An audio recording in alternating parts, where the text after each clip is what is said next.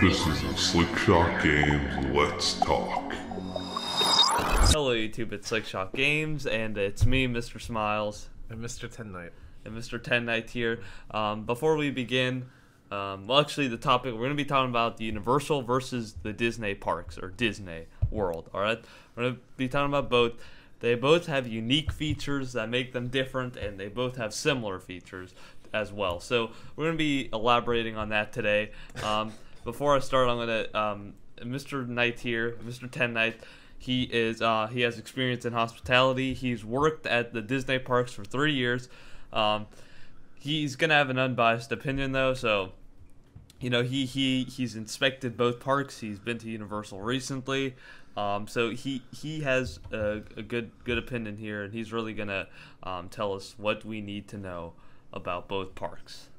So, well, as Mr. Smiles said, they're both very, very different. I actually used to work for Disney, so I'm not biased, you know, because I no longer work there, and I've been to both of the resorts many times, and they're both great.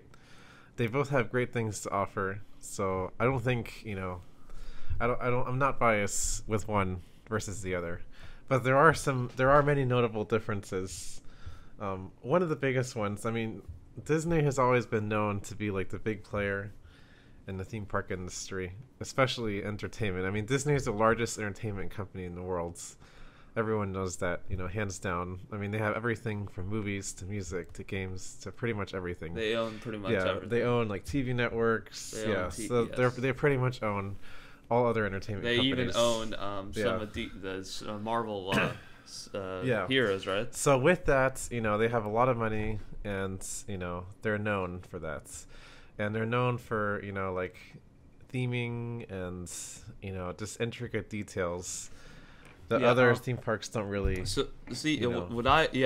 I've noticed that this is kind of vague, but I've noticed that the Disney parks they offer more they're more family based, all right, than Universal. Universal is also family based, but also has a thrill seeking for those thrill seekers. It also has things that will feed their appetite as well. So, you know, as Mr. Knight said, they both at Disney they concentrate a lot on visuals and presentation, and you could tell just by walking down one of their parks that they really paid attention to detail, and that all the scenery and all the detail on the buildings and everything just it screams just architecturally. No, they're just all architecturally, you know, good to the eyes. Yeah, well, Disney has something called, I think it's called Project Main Street, which pretty much, you know, their goal is to make, for example, like when you walk into Magic Kingdom, they want it to look exactly what it looked like on opening day in 1971. They want it to look exactly like that. That's why every time you go to Disney, you'll notice that everything is very clean, very well maintained, everything's freshly painted. So they're really good into, you know, the little details that other places don't think about. So I think that's one of the big things that Disney is known for.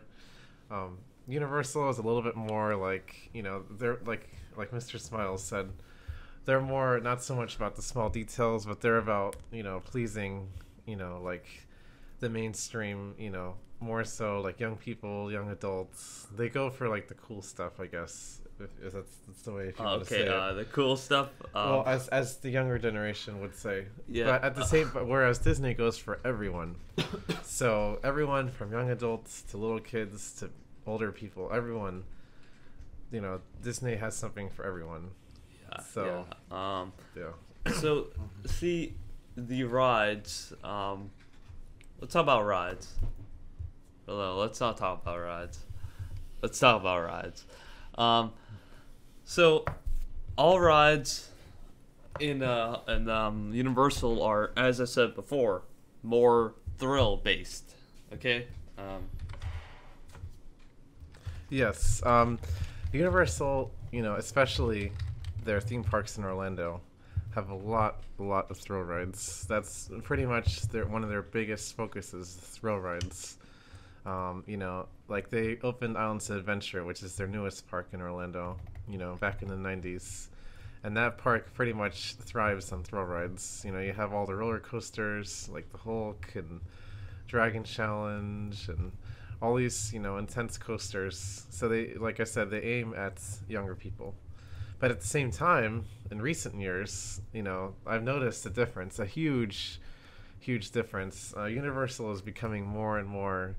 They're trying to better align themselves with Disney. They're becoming more competitive, and ever since they opened Harry Potter, they pretty much stepped into a whole new era, because now they're actually doing what Disney was doing. With Harry Potter, it's like unlike anything Universal has ever done before. I mean, the theming and like the details is just incredible. Like I was at, it's called the Wizarding World of Harry Potter. I was there a few days ago, and for a split second, I felt like I wasn't in a theme park because it was so well done. So that just tells you right there. That's something that the only other place that I ever felt like that before was at Disney. So Universal is definitely making strides. Yes, I would agree. And it's kind of ironic that shortly after they did release the Hogwarts, and now that they're gonna be expanding it, right? And so Disney has released an expansion for Fantasyland. Mm-hmm. Which also looks amazing. Which also looks amazing, and some may think it's ironic that it's just coincidence they came out at the same time, well, similar times. But I think it's a kind of punch back against the Hogwarts. Kind of. Well, I mean, I think Disney had been planning to do that a long time. They probably just weren't they probably weren't thinking about Harry Potter being developed.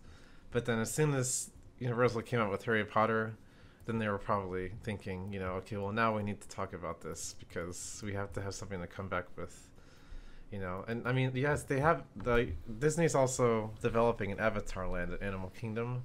Really? Which I don't know if, honestly, I'm not a huge fan of that. Yeah. Avatar, is that even Disney? And I'm hoping, no, it's not. They just bought the rights to it. For a did. land, kind of like Universal, with Harry Potter, same thing. Yeah. But I mean, the thing is, I'm sure that's going to be really cool, and I think that's kind of the more direct comeback to Harry Potter. But I think the better comeback, which people are actually going to want to see more, is going to be the Fantasyland expansion. Yeah, the Fantasyland expansion. Mm-hmm. That looks good. Yeah. So, next topic. How the parks react to the seasons? All right, that's one thing. Oh yeah. Okay, let's talk about. I think Disney wins in that category. A big season. All right. So let's talk when it gets to winter. All right. Mm-hmm. Well, Disney goes all out. All right, and Disney mm-hmm. really decorates everything. Gets a huge tree there. I'm not sure what Universal does. Well, then that goes back to the whole, Disney's all about details and all about blowing people away. So, I mean, in the holidays category, Disney definitely wins hands down because, for example, most other theme parks, not just Universal, but most theme parks in general, when it comes to the holiday times, they'll put up decorations, they'll put up trees and stuff, and they'll just make everything look nice, but that's pretty much it. It's just, to them, it's just okay, well, it's holidays, we have to make things look nice. Disney, on the other hand, they're we're going to make a whole experience out of this. So they'll, instead of just having decorations, they'll have an entire event dedicated to the holidays. For example, Magic Kingdom, they have Mickey's Very Merry Christmas Party. So they basically turn it into a whole another event. They turn it into an experience. And they do the same thing at every single Disney park. Yes, and I've noticed that their iconic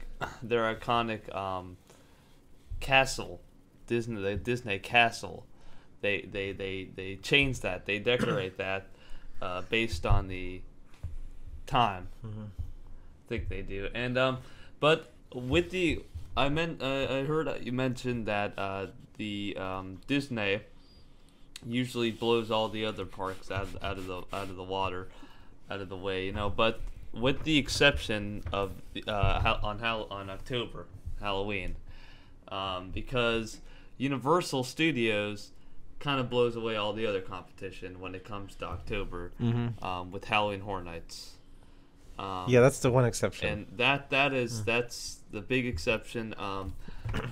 I mean, Busch Gardens kind of, they release some, Hollow Scream and stuff, but nothing could compete with it. And Disney goes with a different approach and makes it a family-friendly type of... Which is expected. Which is expected, yes. They're not going to go, all well, out. And that just tells you right there, because honestly, like Mr. Smile said, Universal is known for Halloween Horror Nights, which that's what they're known for. That's, that's one of their big successes. And they're so good at that Disney won't even challenge that. They just came up with their own thing, which makes more sense for them. It just makes this a family thing. If people want, to have like, a horror experience, then Universal pretty much has that down. Yes, and that goes back to the Universal being more of a thrill-seeking audience than a family-friendly audience, and both work in their own ways. They both have unique features, and they both have expansions, such as they both have Islands of Adventure. No, they both have like extra water parks, I'd say. Actually, no, they don't have water parks. Never mind. Only Disney has water parks. Universal, they bought Wet n Wild a few years ago. Yeah. But technically, it's still its own park, and honestly, it will ever compare to the Disney water parks. City Walk that's in Universal, right? Yep, City Walk, Islands of Universal. Adventure. City Walk is Universal's comeback to downtown Disney. Yeah, exactly. That's what I was going to say. So for those of you that are not familiar, those are basically like the nighttime entertainment areas. Yep. So like after the parks close, or if you don't want to go to the clubs, parks, comedy clubs, they have more, Yeah, so nightly events, and that goes back to the like Disney, they aim to please everyone. So yes, they do have some nightlife there. They have things that are geared towards adults, but for the most part, most of downtown Disney is family, mostly for family friendly oriented. Yes. Whereas City Walk at Universal is more strictly for adults. You have the nightclubs and so it's more of an adult atmosphere, which makes sense for Universal. Yes, it's back to the more older audiences. It's always following that kind of trait. So they all are similar. And on that note, actually right now is actually a great time for theme parks, because now that the economy is getting better, people are traveling more, and now it's giving the theme parks opportunities to become more competitive again, and they're coming up with more and more ideas. For example, Disney, they noticed that downtown Disney is gradually declining, and Disney doesn't like that because they want everything to be the best. So now they recently announced I think it's called Disney Springs is going to be downtown Disney. So they're basically going to redevelop all of downtown Disney into a whole new concept. Really? Yes. So they're always trying to outdo each other. Always. Wow, that is... Yeah. So basically they're going to turn it into kind of like a resort style feel. They're still going to have all the nightlife stuff. They're still going to have like the 3 different lands.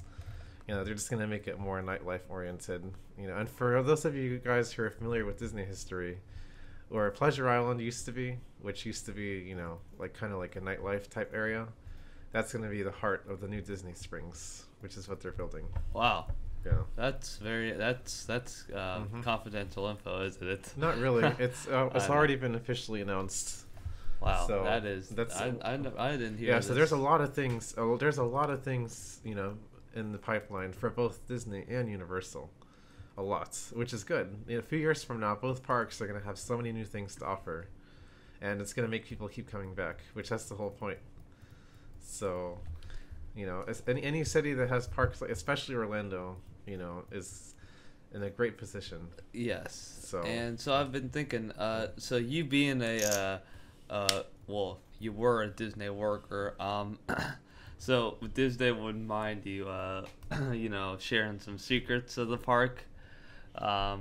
So what Easter eggs or park